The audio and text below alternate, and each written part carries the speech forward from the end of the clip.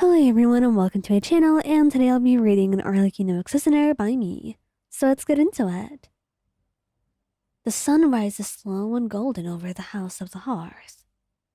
You wake to Arlecchino already dressed, sitting on the edge of her bed. She doesn't notice that you're awake until you shift slightly under the blankets. And then she turns, her eyes softer than they used to be. You slept through the night. Must be your boring bedtime stories. She lifts an eyebrow, but a smile tugs at her lips. I'll be sure to pick a longer one tonight. I think you're just trying to get rid of me faster, you say, and she chuckles, and for a moment, the heaviness that's always between you both lifts, because now you're focusing on the time that you have, on what you have with you. Not on a future that you cannot secure, and not on saving you from something that you have made peace with. All that you're looking for is the time that remains, and just how to enjoy it with her and the children. It starts with a picnic, an innocent suggestion on your part, something small and cozy. You ask for it while leaning against her shoulder. Still sleepy, your voice no louder than a whisper. And she hesitates only for a heartbeat. But no longer than that. After all, she wouldn't refuse anything that you ask for, especially at this time. By midday, the house is more alive than you've seen it in weeks. The children are running around in the courtyard, dragging baskets and setting up blankets. And you watch from a shaded bench as Arlecchino organizes the chaos with a single sharp clap of her hands. And that's when you hear a voice call your name. Still breathing? I told you. No dying until I get a chance to show off my latest trick. Lenny's teasing grin appears around the corner, and he's close behind Arlecchino, followed by Lynette, quiet and calm as ever, carrying a bundle of fruits, and Frimine, who awkwardly lingers at the edge with a wooden toy that it clearly made for the kids, clutched in both hands. You blink. You all came? Arlecchino speaks before any of them can. They wanted to. Her voice is quiet, and you just smile, warm and slow. You know how busy they are, and how much they value getting the work done. But right now, it wasn't just them, but all of the children too. They were willing to do this, to spend this day with you and make it special. I'm glad you did. And the picnic unfolds like a memory that you'll want to keep forever. You're seated with a blanket tucked around your lap, nestled onto Arlecchino's side, while she absent-mindedly peels fruit and cuts it for you. Lenny juggles 3 apples for a group of kids, who scream with delight. Lynette sits beside you in companionable silence, handing out slices of honey bread. Frimine is surrounded by children, asking about his diving gear. The younger ones. The older ones have already asked about it before, and they know everything that they need to. And he answers each question with quiet patience.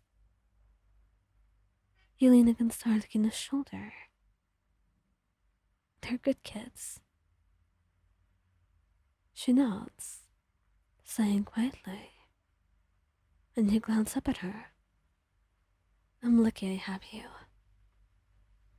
And I'm lucky I get to keep you.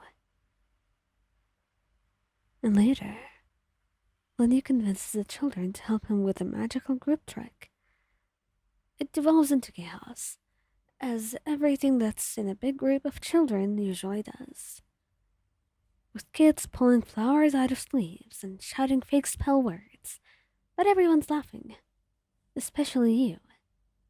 And Arlecchino watches from her chair, her arms crossed, a faint smile tugging at her lips. You're smiling, you tease. I'm tolerating. You love it. I love you, and them. And this is the price that I pay. You can't help but laugh. And she chuckled as well. By afternoon, Lynette has gathered the children under a tree and began reading aloud. Her voice is soft but compelling, and one by one, they quiet down and lean against each other, lulled by the story. Vermine sits nearby, gently fixing a cracked toy for one of the little ones. And you watch them, your heart full. I always forget how big the house really is. Arlecchino wraps an arm around your shoulder, kissing your forehead. I sure hope you don't. Not after this. And later, while most of the children are done, either napping after eating, or playing some games on the side, you sit on the edge of the fountain with Lenny. He tosses a coin into the water and leans back on his hands. You know, ever since you and Father got along, I thought you were invincible too.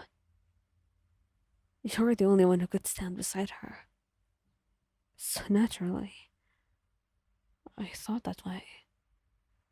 Well, I'm not. He nods. You scare Dottore, though. That's close enough. And you laugh, then cough, a soft, brittle sound. He looks down, fingers curling slightly. You don't need to be sad for me, Lenny. I've already made my peace with this, and I'm fine with it. I'm happy. What I get to say before I go is all of you like this. And Arlecchino, she's fine, and she always will be. So I'm happy enough. I don't need you worrying, or your father. The only thing that I will ask of you is to just stay strong.